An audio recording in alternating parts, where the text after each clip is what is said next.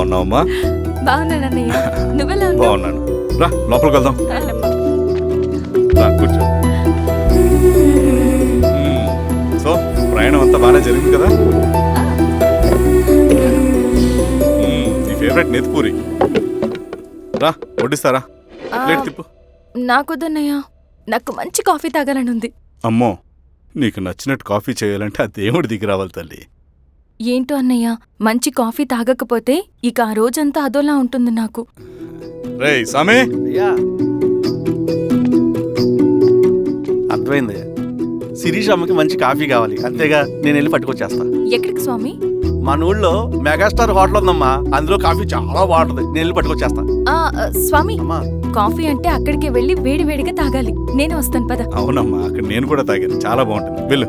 Thank you అన్నయ్య. ఆడుతూ పాడుతూ పని చేస్తాం.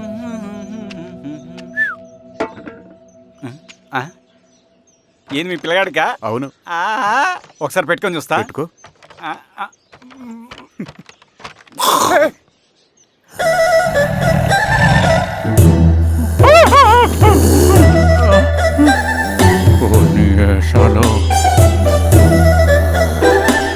ఎన్ని బట్టలు ఉంటే చూడండి, బట్టలు లేకుండా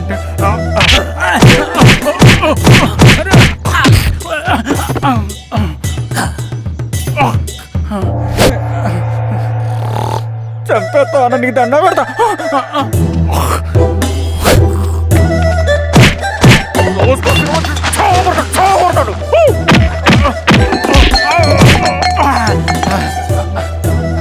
నేనన్నా బొట్టుని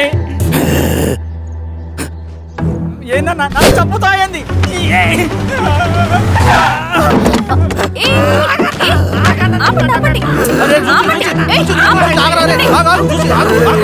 రాత్రి దొంగ సినిమా చూసాడమ్మా, పొద్దున్న నేను పొలాన్ని కొంచెం చంపేస్తాడమ్మా. మేడం మంచి కాఫీ పెట్టు. మేడమా? అయితే మేడంకి స్పెషల్ కాఫీయా? ఓకే అమ్మా, ఆడికి చిరంజీవి పిచ్చి. పిచ్చా? కాదమ్మా, ఫ్యాను. రండమ్మా కాఫీ తాదు రండి, కూర్చోండి అమ్మా. ఏంటి స్వామి ఇతను? చాలా మంచోడమ్మా, మెగాస్టార్ సినిమాలు చూసిన వాళ్ళు అయిపోతాడు. స్వామి అమ్మా, ఈ కాఫీ నేను ఎక్కడో తాగాను. మేడంకి స్పెషల్ కాఫీయా? పద మేడం రాసుకో చూచి. Thank you. పద కూర్చో.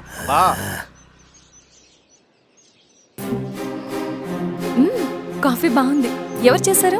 మా రవణ పెట్టాడమ్మా. రవి? ఎవరు రమ్మను? రవణ మేడం పిలుస్తున్నారు.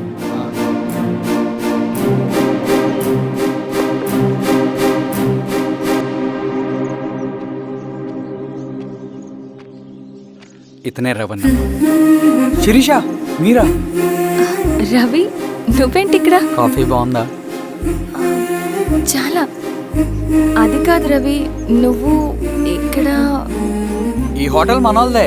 మన ఫ్రెండ్స్ అందరు బాగున్నారా? చాలా బాగున్నారు. అవును, మీరేంటి ఇక్కడ? ఏమైంది అన్నా? అన్నా ఏమైందన్నా? అన్నా? లే అన్నా. స్వామి త్వరగా కార్తీ. జాగ్రత్త అన్నా, త్వరగా పట్టిది అన్నా. అన్నా త్వరగా పోనీ.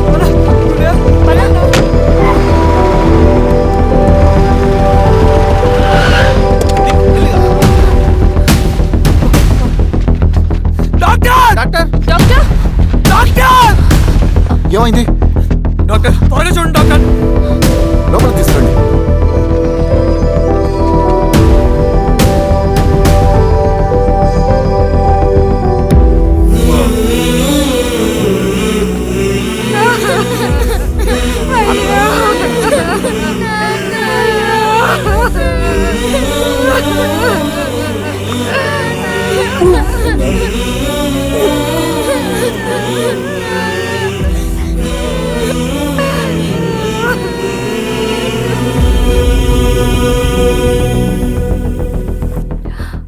ఎలా ఉంది డాక్టర్? డాక్టర్ చనిపోయాడమ్మా.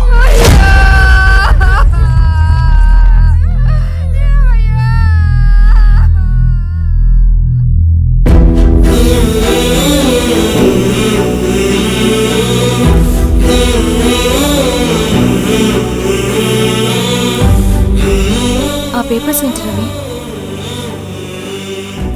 అతని భూమికి సంబంధించిన పేపర్స్.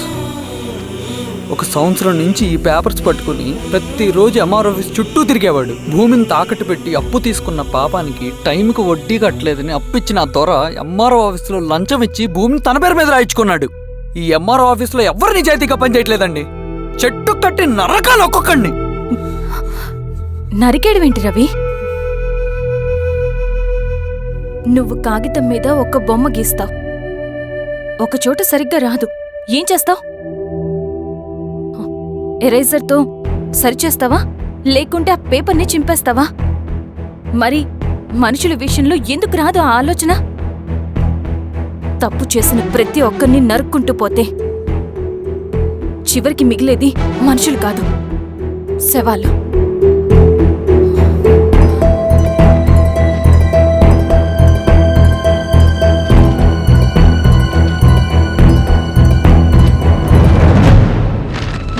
పదరవి రా.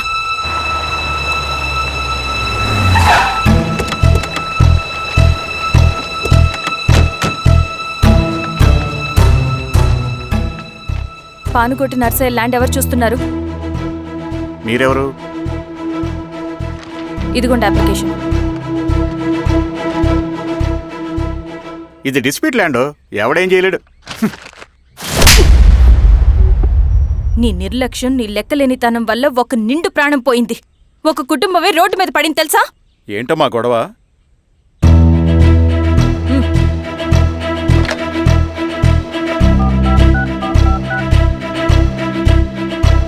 Hello sir.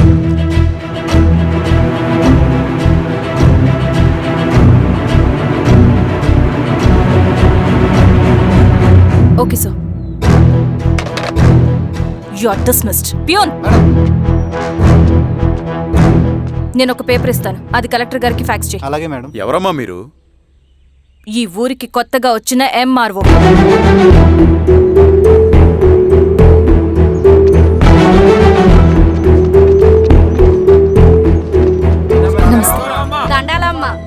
మీ పరిస్థితులు నాకు తెలుసు. పని చేస్తేనే మీకు పూట గడుస్తుంది. పనులు మానుకుని మీరు ఈ ఆఫీస్ చుట్టూ తిరగాల్సిన అవసరం లేదు. మరి ఎట్టాగమ్మా? నేనే మీ ఊరొస్తాను. ఆ రోజు అరగంట వీలు చూసుకుంటే చాలు, మీ పని పూర్తయిపోతుంది. దండాలమ్మా.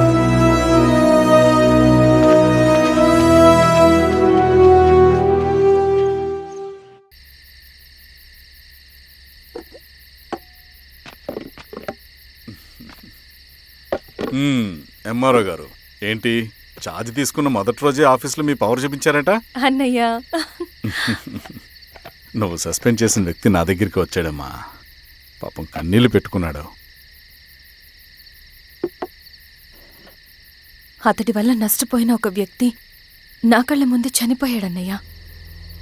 కన్నీళ్లు ఎన్నిసార్లు తుడుచుకున్నా పోతాయి, కానీ వీళ్ల నిర్లక్ష్యంతో పేదవాళ్ల ప్రాణాలే పోతున్నాయి. అన్నయ్య, మా నూరి సమస్య పేదరికం కాదు, నక్సలిజం. నాలాంటి ప్రభుత్వ ఉద్యోగులు వాళ్ల డ్యూటీలు సక్రమంగా చేయకపోవడం వల్ల విసిగిపోయిన జనం అడవిలో వాళ్ల హెల్ప్ తీసుకుంటున్నారు. ఒక వ్యవస్థ ఇక్కడ సరిగ్గా పనిచేయనందుకే మరో వ్యవస్థ అక్కడ పుట్టింది. అందుకే నా పన్నం చేయనివ్వండి. స్నానం చేసిరండి, భోజనం చేద్దాం.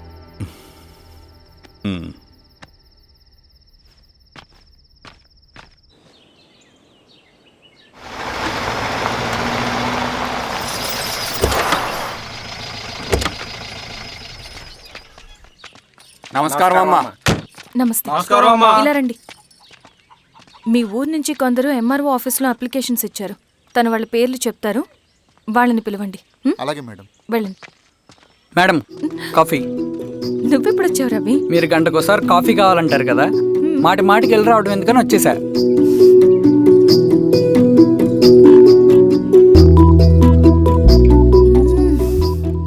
రవి, ఈ కాఫీ కోసమైనా నేను పెళ్లి చేసుకోవచ్చు.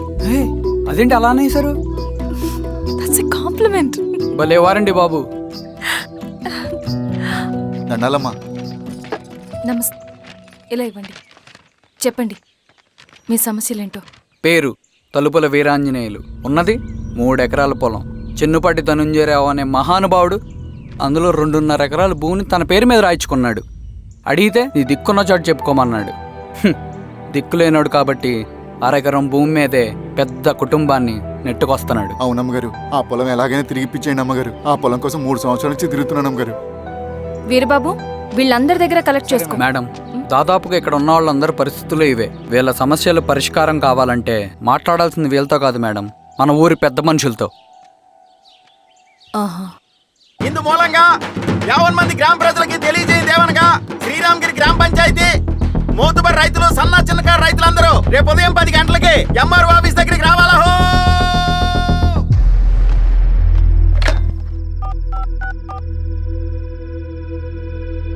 హలో, ఎవరు? నమస్తే బాబాయ్, నేను ఈశ్వర్ రెడ్డి. ఎలా ఉన్నావు?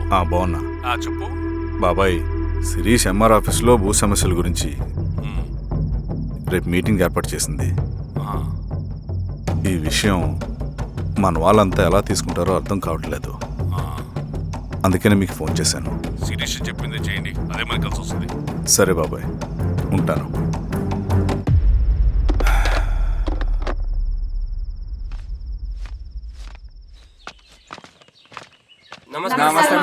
నమస్తే అమ్మా. కూర్చోండి.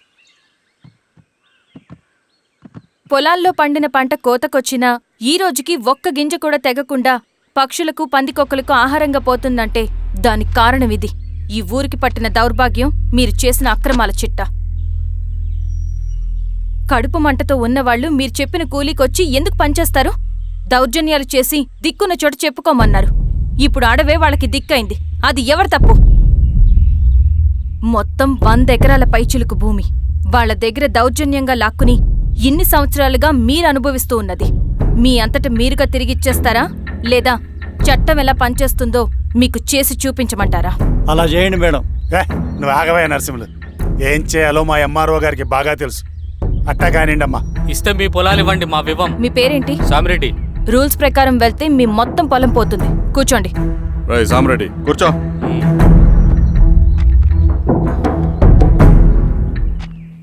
ఏమ్మా, సంతోషమేగా? మరీ నువ్వు అనుకున్నంత చెడ్డవాళ్ళేం కదమ్మా మనోళ్ళు.